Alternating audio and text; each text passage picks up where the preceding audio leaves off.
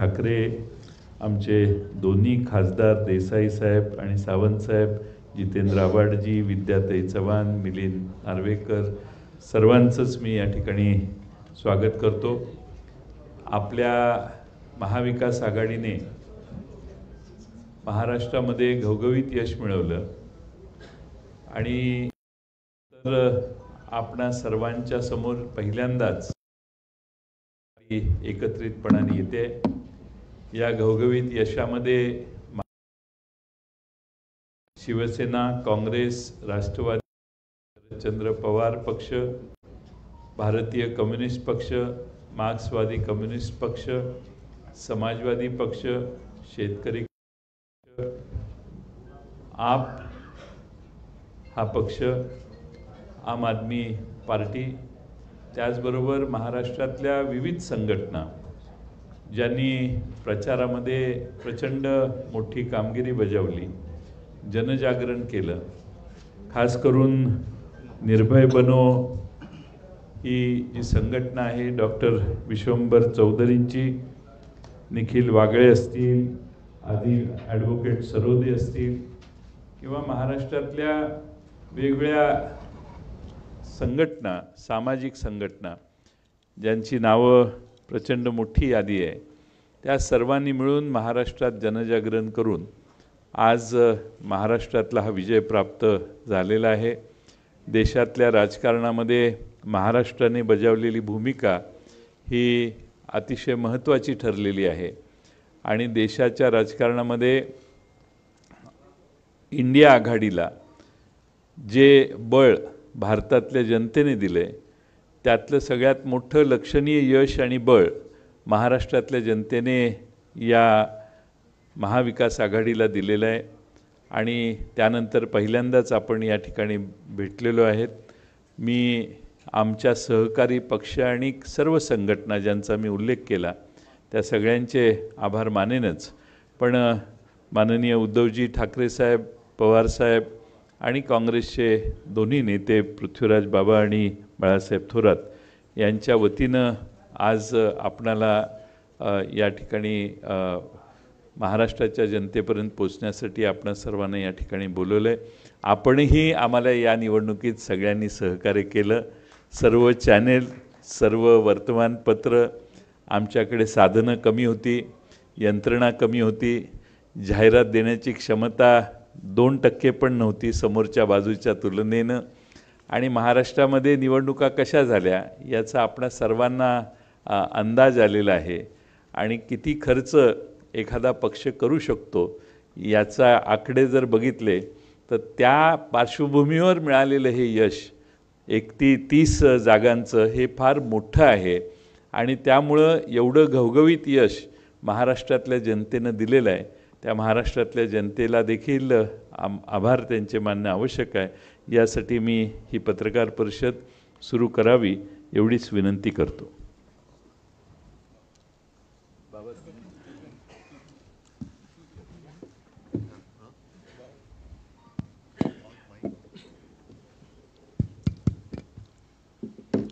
आदरणीय पवारसाहेब, उद्धवजी, जयंतराव, बाळासाहेब थोरात, संजयजी,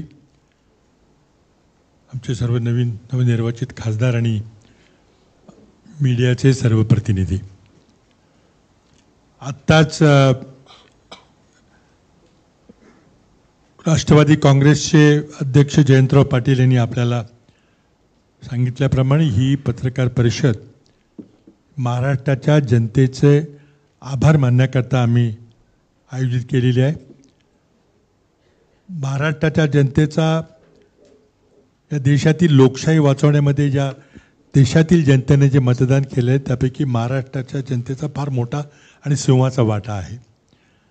महाविकास आघाडीला अगदी निर्णायक बहुमत दिलेलं आहे आणि त्याबद्दल महाराष्ट्राच्या तमाम जनतेचे सर्व घटकातून महाविकास आघाडीच्या सर्व उमेदवारांना घवघवीत असा पाठिंबा दिला गेलेला आहे।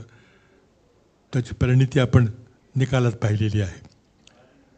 या निवडणुकीमध्ये आमचे जरी 3 प्रमुख पक्ष असले ते जवळ 30-40च्या वर जनसंघटना काही छोटे पक्ष, कम्युनिस्ट पक्ष असेल, दोन्ही मार्क्सवादी कम्युनिस्ट, CPI, CPM, शेतकरी कामगार पक्ष, आम आदमी पार्टी, अनेक जनसंघटना, समाजवादी पार्टी, सगळ्यांची नावं मगाशी जयंतरावांनी म्हटल्यावर खूप मोठी यादी आहे. आणि त्यामध्ये काही सामाजिक कार्यकर्ते जे कुठल्याही पक्षामध्ये नव्हते त्यांची नावं देखील जयंतरावांनी घेतली. त्या सर्वांनी महाराष्ट्रामध्ये एक वातावरण निर्माण करण्यामध्ये खूप मोठा वाटा उचलला. त्यांचे सर्वांचे धन्यवाद या ठिकाणी मानणं गरजेचं आहे. महाराष्ट्र जनतेनं आज या देशातली लोकशाही, या देशातलं जनतंत्र वाचवण्यामध्ये फार मोठी भूमिका निभावलेली आहे. सिंहाचा वाटा आहे आणि त्या जनतेचे आभार मानण्याकरता मी प्रामुख्याने इथं आलेलो आहोत. त्याचबरोबर आपल्या सर्वांचेही धन्यवाद. आपण ही खूप लांबलेली निवडणूक, जवळजवळ 2-1 महिन्यापर्यंत लांबलेली निवडणूक आपण सर्वांनी कव्हर केली. जनतेपर्यंत आमचे विचार पोचवायचा प्रयत्न केला. प्रचंड मोठ्या धनशक्तीच्या विरोधात आम्हाला लढावं लागलं. त्याचबरोबर प्रसारमाध्यमांच्यावर कशा प्रकारे दडपण होतं हे आपण चांगल्या प्रकारे जाणता. आणि मग ज्या चौकशी करणाऱ्या संस्था आहेत त्या संस्थाचा ज्या प्रकारे दुरुपयोग झाला, या सर्व गोष्टींना आम्हाला तोंड द्यावं लागलं. पण ते महाराष्ट्राच्या जनतेच्या आशीर्वादाशिवाय शक्य झालं नसतं. आज राज्यातील शेतकरी बांधवांनी देखील सरकारला एक संदेश पाठवलेला आहे. कुठल्याही समाजाला गृहीत धरता कामा नये. आज दुर्दैवानं पूर्वी कधी झालं नव्हतं इतक्या मोठ्या प्रमाणात धार्मिक ध्रुवीकरण करण्याचा प्रयत्न केला गेला आणि त्याला काही यश मिळालं नाही हे या निवडणुकीच्या निकालावरून स्पष्ट झालेलं आहे. या महाराष्ट्राच्या भूमीमध्ये छत्रपती शिवरायांच्या आचरणाहून आदर्श घेऊन आम्ही सर्वधर्म समभावाची भूमिका या ठिकाणी राबवतो. आणि त्यामुळं धार्मिक ध्रुवीकरण कुठं पसरलं नाही, कुठलाही मुद्दा तिथे चालला नाही. जनतेच्या प्रश्नाला महाविकास आघाडीच्या नेत्यांनी प्राधान्य दिलं.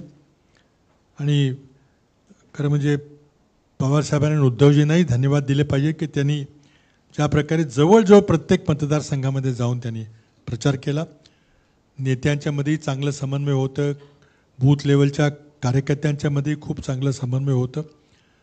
आणि त्यामुळं हा आपल्याला इथं परिणाम दिसत आहे. आत्ताच तिन्ही पक्षाच्या नेत्यांची एक प्राथमिक बैठक विधानसभेच्या पार्श्वभूमीवर आमची झालेली आहे म्हटलं तरी काही सुरुवात झालेली आहे. लवकरात लवकर आम्ही विधानसभेच्या दृष्टीने जे काही निर्णय घ्यायचे असतील ते घेणार आहे. पण एक गोष्ट निश्चित आहे की ही विधानसभेची निवडणूक अशाच प्रकारचं आघाडी, जनसंघटना, महाविकास आघाडी सगळे ज्या प्रकारे मी लोकसभेची निवडणूक लढली त्याच प्रकारे त्याच ताकदीनं किंबहुना त्याच्यापेक्षाही अधिक ताकदीनं आम्ही विधानसभेची निवडणूक लढणार आहे. जनतेचे प्रश्न घेऊन लोकांच्या समोर पुन्हा येणार आहेत. आणि मला खात्री आहे की ज्या प्रकारे लोकसभेला आपण सर्वांनी महाराष्ट्रातील जनतेने आम्हाला आशीर्वाद दिला त्याचप्रमाणे विधानसभेच्या निवडणुकीमध्ये त्याच्यापेक्षाही अधिक प्रमाणामध्ये आशीर्वाद आम्हाला मिळेल आणि महाराष्ट्रामध्ये सत्ता परिवर्तन निश्चितपणे होईल हे आश्वासन आम्ही आमच्या सर्वांच्या वतीने आपल्याला देऊ इच्छितो. धन्यवाद. एकच लहानशी गोष्ट सांगायची राहून गेली ती म्हणजे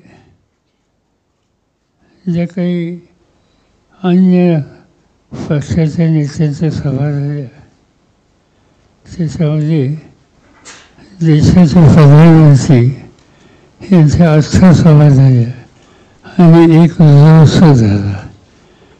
त्यांच्या या 8 सभा ज्या ठिकाणी झाल्या आणि जोश ज्या ठिकाणी झाला त्या ठिकाणी आम्हा लोकांच्या उमेदवारांना जनतेने फारच मोठ्या प्रमाणात पाठिंबा दिला. आणि म्हणून विधानसभेच्या निवडणुकीच्या काळामध्ये प्रधानमंत्र्यांच्या जेवढ्या ज्या जागा व्यक्ती होती तेवढं आमचा स्पष्ट भारताच्या दृष्टीनं ऐकून वातावरण होईल. त्यामुळं त्यांना धन्यवाद देणं हे माझं कर्तव्य समजतं.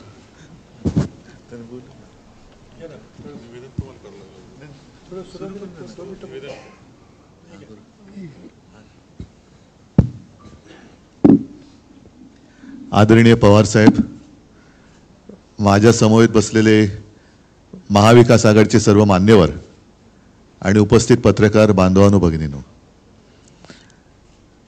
आजच्या आपल्या भेटीचा हेतू जयंतरावांनी सांगितला आहे, पृथ्वीराजजींनी सांगितलेला आहे. महाराष्ट्राच्या जनतेने जो कौल दिला आणि एक संपूर्ण देशामध्ये असं वातावरण होतं की भाजपा विरुद्ध कोणी लढू शकत नाही, हे अजिंक्य आहेत. तर अजिंक्यपणा त्यांचा किती फोल आहे, तो फोलपणा महाराष्ट्राच्या जनतेने ताकदीने दाखवून दिलेला आहे. म्हणून महाराष्ट्राच्या जनतेचे तर आम्ही आभार मानतोच आहोत, त्यांचे आशीर्वाद तर आम्हाला पाहिजेतच आहेत. इतर सर्वांनी म्हणजे ज्यांचा उल्लेख जयंतरावांनी केला, मग ती निर्भय बनो एक सामाजिक संघटना आहे, त्याच्यानंतर यूट्यूबच्या माध्यमातून निखिल वागळे आहेत, हेमंत देसाई आहेत, प्रशांत कदम आहेत, अशोकराव वानखेडे आहेत, रवीश कुमार, हे सगळेच एका धाडसाने जनतेचे प्रश्न हिमतीने ते मांडत आले आणि त्यांच्या मांडण्यामुळेच एक निपक्षपातीपणाने त्यांनी ती बाजू मांडली. त्याच्यामुळे जनतेला सुद्धा सत्य काय आहे हे कळत गेलं. आणि मी तर असं म्हणेन की ही लढाई फार विचित्र होती. आर्थिकदृष्ट्या असेल, यंत्रणेच्या दृष्टीने म्हणा, ही विषम लढाई तर होतीच, पण संविधान आणि लोकशाही वाचवण्यासाठी ही लढाई होती. आणि मला अभिमान आहे की मी माझ्या भाषणाची सुरुवात देशभक्त बांधवांनो भगिनींनो आणि मातांनो अशी करायचो. त्या सर्व देशभक्त आणि लोकशाही प्रेमी नागरिकांनी महाविकास आघाडीला आणि देशात इंडियाला जो कौल दिलेला आहे, ही एक जाग आता आपल्या देशाला आलेली आहे. आणि साहजिकच आहे, हा विजय हा अंतिम नाही आहे, ही लढाई सुरू झालेली आहे. येत्या 2-3 महिन्यामध्ये विधानसभा महाराष्ट्राच्या येतील, त्याच्यानंतर सुद्धा इतर राज्यांच्या काही निवडणुका येतील. मुळामध्ये हे जे काय आता मोदी सरकार होतं ते आता NDA सरकार झाले. हे सरकार किती दिवस चालेल हा एक मोठा प्रश्न आहे. कारण आमच्याबद्दल नेहमी म्हटलं जात होतं की युती, नैसर्गिक युती आणि अनैसर्गिक युती.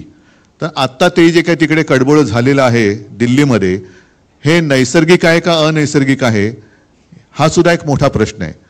एकूणच देशातली जनता या निवडणुकीच्या निमित्ताने जागी झाली, हे फार मोठं यश या निवडणुकीच्या वेळेला आपल्याला मिळालं असं मी मानतो. आणि आपल्या मनामध्ये काही प्रश्न असतील आपण विचारा, त्याला उत्तर द्यायचा आम्ही प्रयत्न करतो.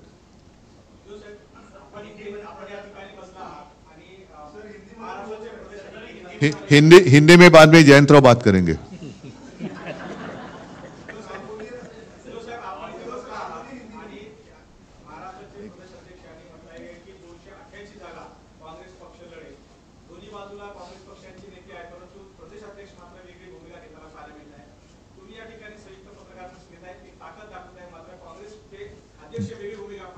जेव्हा 3 पक्ष एकत्र पत्रकार परिषद घेतात, याचा अर्थ असा, पृथ्वीराजजींनी सांगितलेलं आहे की आमची एक प्राथमिक बैठक, अगदी प्राथमिक बैठक आपल्या समोर येण्याआधी झालेली आहे.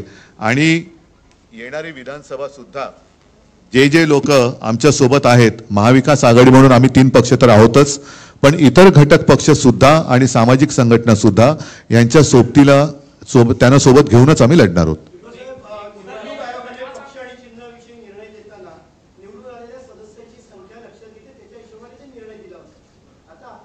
त्या निर्णयाला आम्ही सुप्रीम कोर्टात आव्हान दिलेलं आहे आणि त्या निकालाची अपेक्षा आम्हाला आता महिन्याभरात आहे. नाही, आता खासदार तर आमचे झालेलेच आहेत, पण मुळामध्ये तो निर्णय कसा अयोग्य होता हा सुप्रीम कोर्टासमोर सुप्रीम कोर्टाने त्याच्याबद्दल सुद्धा नाराजी व्यक्त केलेली आहे. म्हणून मला असं वाटतं की येत्या, कारण आता सुट्टी संपले सुप्रीम कोर्टाची, पण येत्या काही दिवसात त्याची निकालाची आम्ही अपेक्षा करतो. पण जनतेच्या न्यायालयामध्ये काय झाले जगाने बघितलेलं आहे.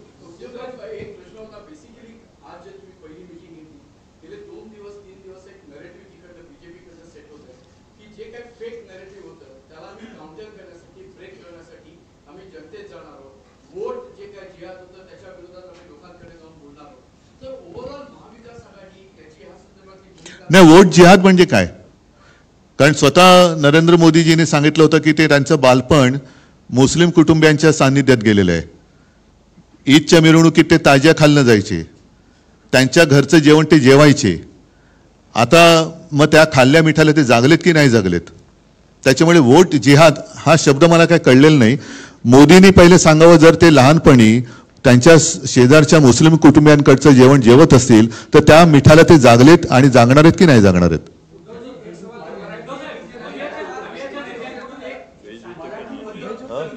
नाही, ते मी फक्त मिठाचं बोललोय. मीठ नॉनव्हेज आणि व्हेज दोन्ही जेवणात टाकतात, त्याच्यामुळे ते जेवण काय जेवले ते त्यांनी सांगावं. आणि त्याच्यानंतर त्यांनी गोवंश हत्या बंदी पुढे करणार आहेत का?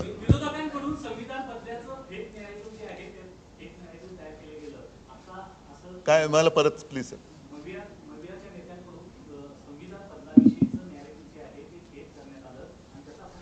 बरं ठीक आहे, यांना मतं दिली तर तुमची संपत्ती हे जास्त मुलं होणाऱ्यांना वाटतील, हे काय खरं नॅरेटिव्ह होतं?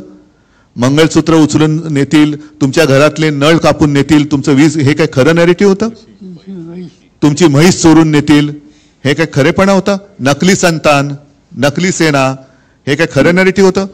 आणि मी प्रत्येकाला नोकरी देईन, प्रत्येकाला घर देईन, हे काय खरं नॅरेटिव्ह होतं? उद्योगधंदे वाढवीन, हे काय खरं नॅरेटिव्ह होतं?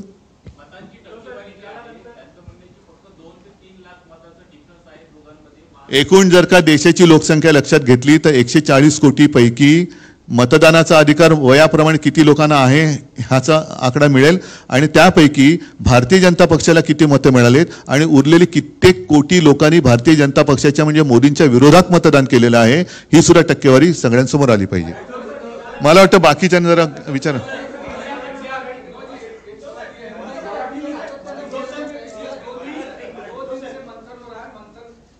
मंथन बीजेपी मंथन कर रही है कि हम चुनाव हारे नहीं हैं, हम कहीं न कहीं नैरेटिव के कारण चुनाव हार रहे हैं और हमारे खिलाफ एक गलत नैरेटिव तैयार किया जाए. मतलब क्या? कि उनका कहना है कि 405 का जो नारा था संविधान बदलने का, वो गलत नैरेटिव. तो फिर दिया क्यों था? और आप ही के लोगों ने कहा था कि उन्हें संविधान बदलना है. फिर जो उन्होंने नैरेटिव सेट करने की कोशिश की थी, मंगलसूत्र तुमचं चोरणार, वो क्या असलियत थी? अच्छे दिन आएंगे वो तो हम भूल गए, वो नैरेटिव का क्या हो गया?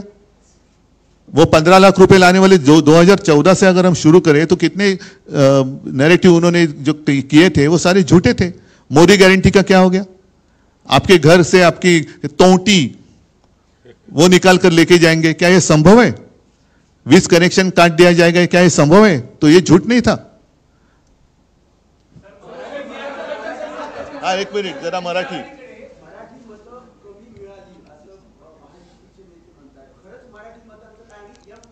मराठी मतं का कमी मिळतील?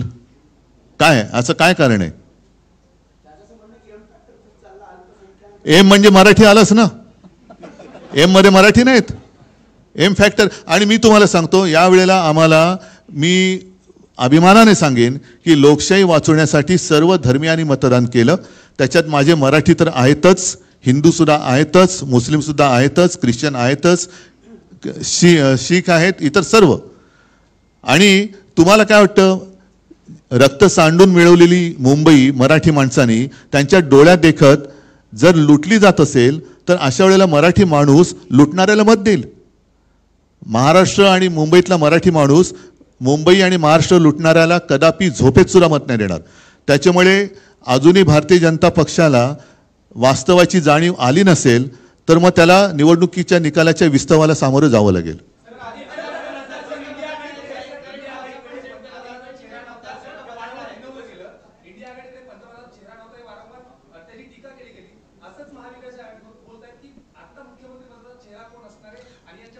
त्यांच्याकडे कोण असणार पहिला ठरवा ना. त्यांच्याकडे कोण आहे आता प्रश्न त्यांच्याकडे पण आहे. कारण मला आठवते मी मुख्यमंत्री असताना देवेंद्र फडणवीसांनी ते काय म्हटलं होतं, ते वसली 3 गावं 2 काय एक वसेची ना. आता हालत त्यांची तशीच आहे, तिन्हीच्या तिन्ही ओसाड आहेत, एक सुद्धा बसत नाहीये. अरे मला बाकी जरा बाकी पवार साहेब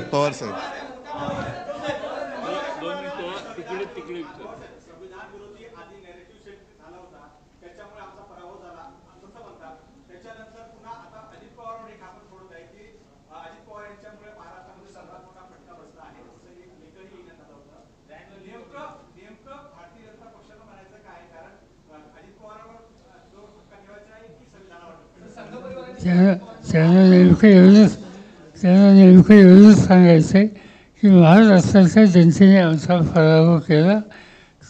त्या संबंधीची कारणं अनेक आहेत, पण ते आम्ही आता बोलू इच्छित नाही.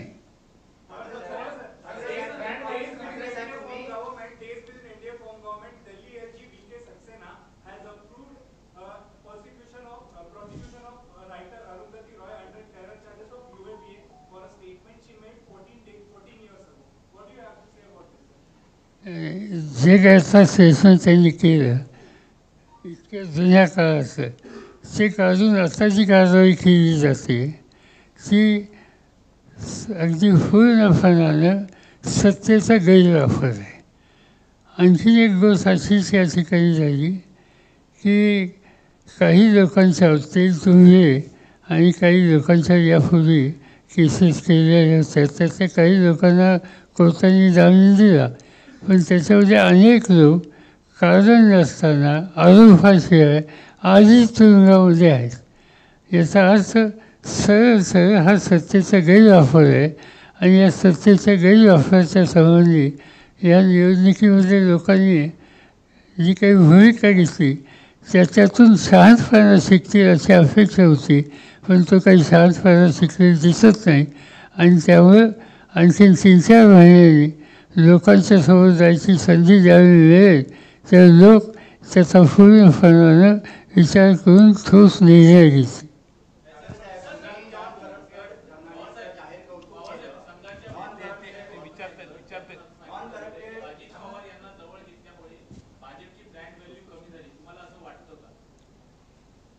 प्रश्न समजला नाही. अजित पवारने घेतल्यामुळे भाजपची ब्रँड व्हॅल्यू कमी झाली. त्याचा काय त्यांचा अनुभव काय तो त्यांनी सांगितलं. आम्ही त्याच्यापेक्षा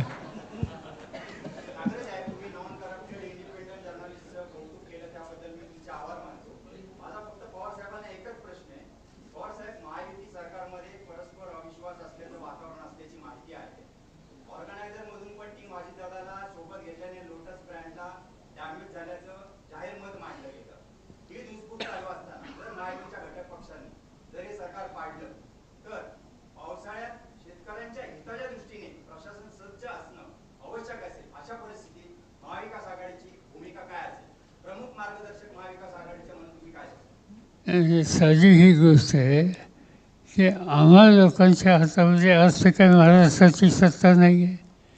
आज सत्ताच कुणाच्या हातात तरी काही सांगायची गरज नाही. आणि तुम्ही म्हणता तशी परिस्थिती आज तातडीने येईल असं दिसत नाही. आणि तर आम्हाला आनंद आहे.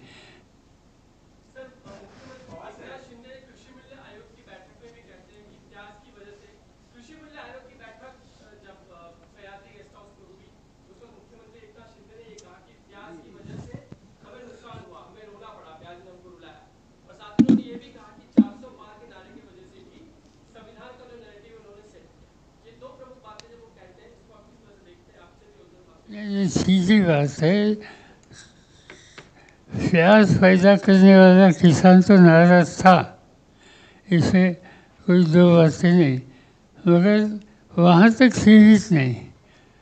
इस महाराष्ट्र का, इस देश का किसान वाइंड ये सरकार के बीजेपी के खिलाफ था. और आज भी इससे कोई बदल हो गई ऐसे मुझे दिखता नहीं.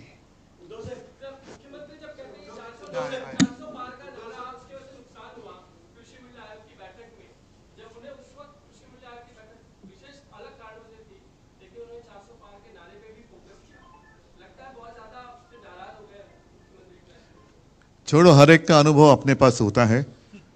तो प्यास के कारण भाजप को तो रोना पड़ा ही, लेकिन साथी जो है उनके वजह से भी वो रो रहे हैं.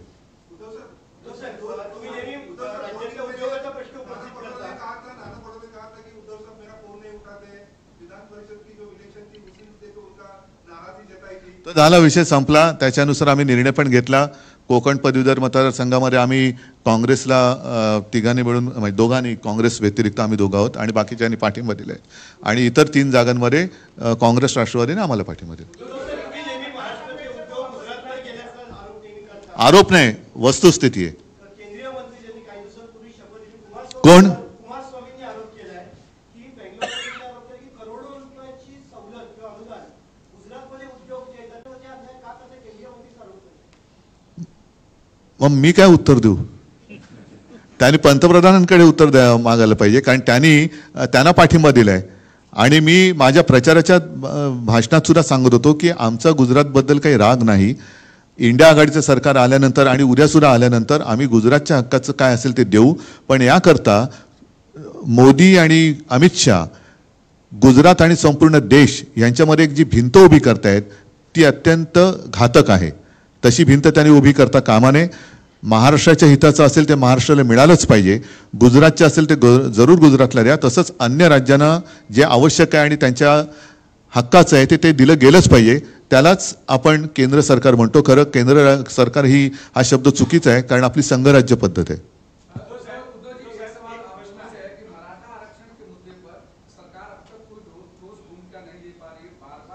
हम सरकार में नहीं है, जिनके हाथ में सरकार है उनको पूछो.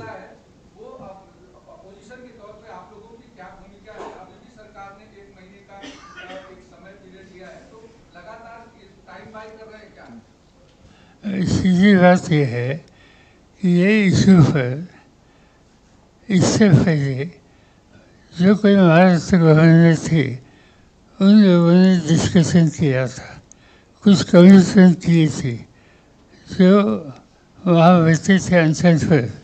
उन्हें कुछ कमीशन की, मगर इस पर अमल नहीं हुआ और इसीलिए फिर ये उपोषण का मामला शुरू हो गया.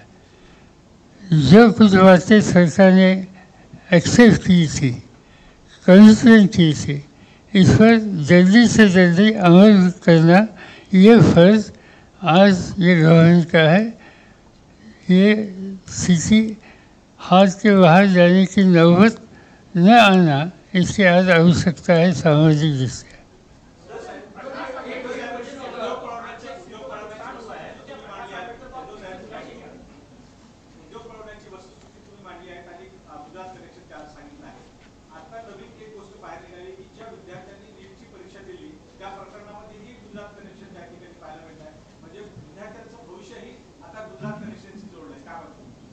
नाही, म्हणूनच मी म्हटलं ना की हा जो त्यांचा काही अट्टाहास आहे त्यांना 10 वर्षात समजायला पाहिजे होतं की संपूर्ण देशाने त्यांना पंतप्रधान पद दिलं होतं. आता कसं बसं त्यांचं पंतप्रधान पद वाचलंय. ते किती दिवस हे सरकार राहील हे काय सांगता येत नाही.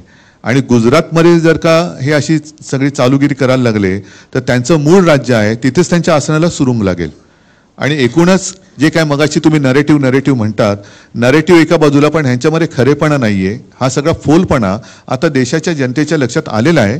यावेळेला मी परत सांगेन की मला अभिमान आहे की देशातली जनता जागी झाली.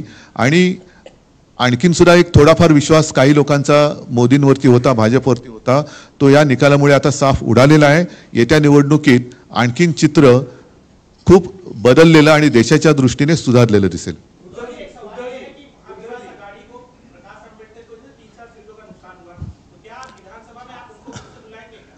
देखो, पहले ही जैसे जयंतराव जी ने कहा, जितने लोग हमारे साथ अभी रहे और उन्होंने संघर्ष किया, हम उनको लेकर आगे जाएंगे.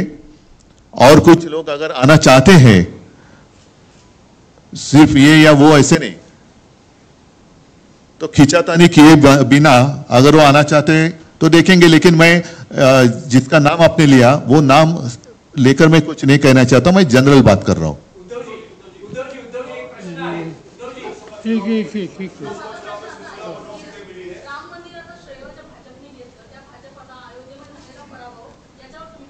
एकच तुमच्या लक्षात असेल, मी 22 जानेवारीला ताळाराम मंदिरात गेलो होतो आणि 23 जानेवारीला ज्या दिवशी शिवसेना प्रमुखांचा जन्मदिवस असतो तेव्हा नाशिकच्या सभेत मी म्हटलं होतं की आम्हाला भाजपा मुक्त राम पाहिजे. तो भाजपा मुक्त राम अयोध्यावासियाने आणि उत्तर प्रदेश जिथे जिथे प्रभू रामचंद्राचं वास्तव्य होतं तिथे तिथे भाजपाने सपाटून मार खाल्लेला आहे. म्हणजे आता भाजप मुक्त राम झालेला आहे.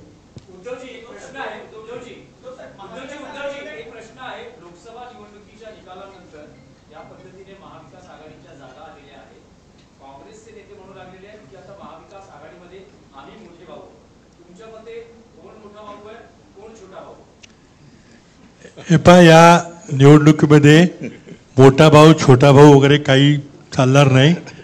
प्रत्येक मतदारसंघामध्ये आम्ही बसून सर्वात चांगला उमेदवार कुठल्या पक्षाकडे आहे आणि मागच्या निवडणुकीचे संदर्भ घेऊन जागा वाटपाचा निर्णय घेऊ. आमचा प्रयत्न आहे की लवकरात लवकर तो निर्णय होईल. आज प्राथमिक बैठक आमची झालेली आहे, त्यामुळे बाकी तुम्ही याच्यात काही जाऊ नका. मला वाटतं पृथ्वीराजजींनी उत्तर दिले ना, वेगळं काय याच्यातच आमची एक वाक्यता दिसते.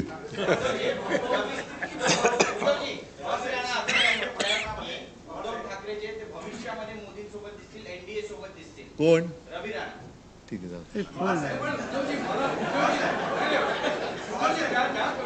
Just to continue with the same issue, why this kind of a narrative is being definitely created? की उद्धव ठाकरे हे कधी ना कधीतरी परत NDA मध्ये येतील. We would definitely like to have some certain rather clarification. Are you really seriously on that? Some back channel activities are on. What's happening on that front? बरं ठीक आहे, मला समजा जायचंय, यांच्यामध्ये बसून आता हो सांगू.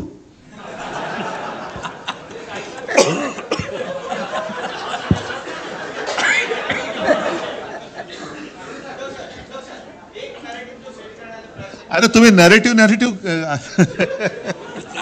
तुम्ही खरेटिव्ह वरती आहात. आदित्य ठाकरे जे मतदारसंघ बदलणार आहेत बँड्रातून किंवा जिथे त्यांना जास्त मुस्लिम मतं पडले त्या ठिकाणाहून इलेक्शन लढतील. वाराणसीतून पवारसाहेब सीकर बँके प्रकरणामधूनच काही तुमचे सहकारी तिथून भारतीय जनता पक्षासोबत गेले. आता त्या प्रकरणामध्ये त्यांना क्लीन चिट म्हणजे क्लोजर रिपोर्ट पण दाखल करण्यात आला, मात्र अन्ना हजारेंनी तो क्लोजर रिपोर्टवर आक्षेप घेतला आहे. याचा अर्थ असा आहे की पुन्हा अजित पवार यांची अडचणीत वाढ होईल आणि ते तुमच्याकडे परत येते असं वाटतं. ही व्यवस्था कोर्टाच्या ताब्यात आहे, सबज्युडिस आहे आणि सबज्युडिस माणसाच्या संबंधी ते भाष्य करणे हे काही सांगतानाचे लक्षण आहे. हजारेंना जे काही त्यांची तक्रार आहे ती तक्रार मांडण्याचा त्यांचा अधिकार आहे. त्याच्यात काय निर्णय होतो तो बघू आणि नंतर ठरवू.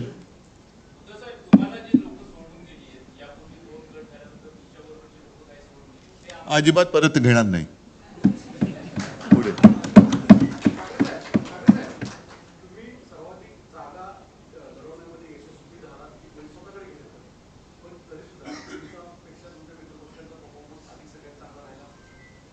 सांगू का, एक जुनं गाणं आहे, तुम्हाला माहिती असेल की नाही माहित नाही. पवार साहेब तुम्हाला नक्की माहिती असणार. माणिक वर्माजींचं गाणं आहे, पारिजात फुलला माझ्या दारी, फुले का पडते शेजारी.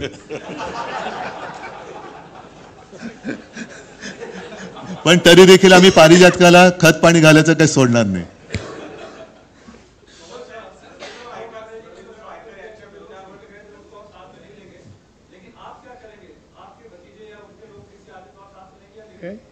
जरा परत सांगा ना.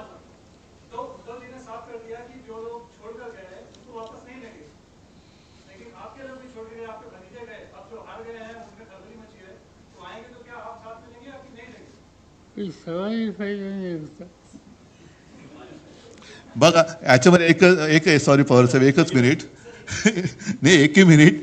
ये जो बातें हैं ना, मैंने तो बात साफ कर दी, लेकिन आपको याद है कुछ महीने पहले अमित शाह जी गए थे बिहार में और उन्होंने कहा था नीतीश कुमार के लिए भाजपा के दरवाजे हमेशा के लिए बंद है, चंद्रा बाबू जी के लिए भी बंद है.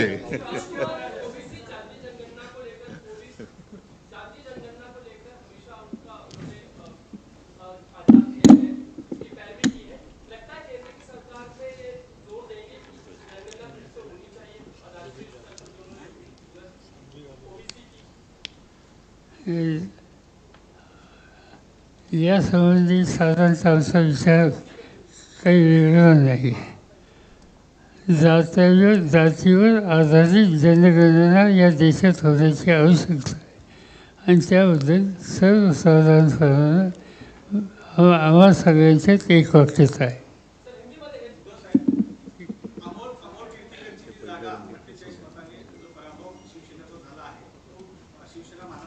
या प्रकरणामध्ये रवींद्र वायकर यांच्या गुन्हा दाखल झाला की त्या ठिकाणी मोबाईल वापरण्यात आला. याचा अर्थ त्या ठिकाणी मोठी गडबड झाली असं तुम्ही मानता? मानत नसतो तर कोर्टात का जाऊ आम्ही कोर्टात जातो आणि खात्री आहे आम्हाला की तिथे जे काय घडवण्यात आलेलं आहे, घडलेलं नाही मिळण्यात, घडवण्यात आलेलं आहे, हा बोगसपणा कोर्टामध्ये सिद्ध होईल. मी बघू ना, मी आता सगळी माहिती घेतली असं समजू नका, कारण मी वकिलांशी वगैरे सगळ्या तिथल्या लोकांची चर्चा सुरू आहे. रोज मला जेवढी पाहिजे तेवढी आवश्यक माहिती मी घेत असतो, पण आम्ही कोर्टामध्ये जातो आहोत आणि मला खात्री आहे की यातला गडबड घोटाळा हा आम्ही बाहेर काढू. त्याच पद्धतीने देशात सुद्धा काही ठिकाणी अशाच पद्धतीने निवडणूक निकाल लावून घेण्यात आले असं कानावर आलंय, तिथली सुद्धा लोक कोर्टात जात आहेत.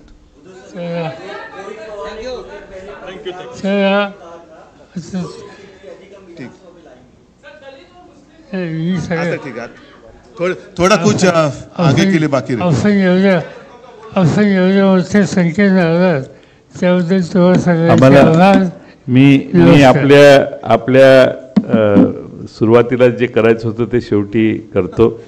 आदिती नलवडेंना मी विनंती करतो की उद्धवजी ठाकरे साहेबांचं स्वागत त्या करतील. आम्ही होस्ट आहे. जितेंद्र आव्हाड साहेबांना मी विनंती करतो की त्यांनी आदरणीय पवार साहेबांना पुष्पगुच्छ द्यावं.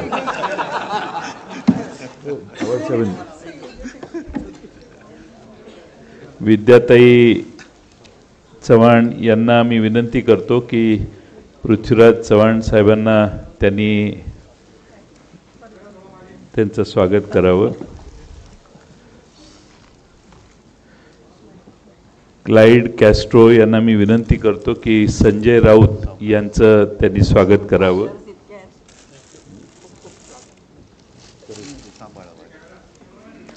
आदिती नलवडेंना मी विनंती करतो की माननीय बाळासाहेब थोरात साहेबांचं त्यांनी स्वागत करावं आणि आदित्य ठाकरे साहेबांचं त्यांनी स्वागत करावं. आणि नवनिर्वाचित खासदार देसाई साहेब यांचं आव्हाड साहेबांना मी विनंती करतो की त्यांनी स्वागत करावं. आणि अरविंद सावंत साहेबांचंही स्वागत मी करतो, माझ्याकडे ते राहतात.